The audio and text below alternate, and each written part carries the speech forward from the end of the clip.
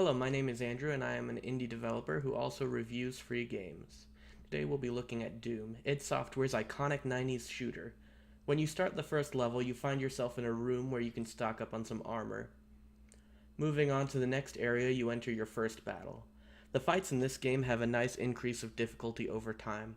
They start easy but by the end become extremely difficult. Yet at the same time, as long as you're not playing on the last two difficulty settings, they never feel too unfair. Doom is full of secrets and extra areas to find, but if you prefer, the levels also give themselves easily to speedruns. So is the game any good? Since it would be unfair to compare it to modern games, let's look at two of id Software's other 90s titles, Wolfenstein 3D and Quake. I'll be looking at three areas for comparison with these games: graphics, controls, and level design. Up first we have graphics. When it comes to Wolfenstein, it simply can't compete. Every room looks boring and the same, while in Doom they are varied and appealing.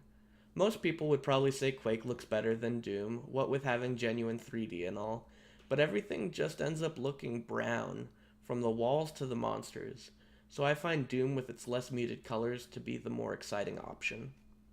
So on those two, I give them a tie. Now let's look at controls. Two words: circle, strafing. Wolfenstein just doesn't have it, whereas Doom does, and this makes all the difference. And then Quake, although it possesses more options as you move around in a true 3D plane, has some major quirks.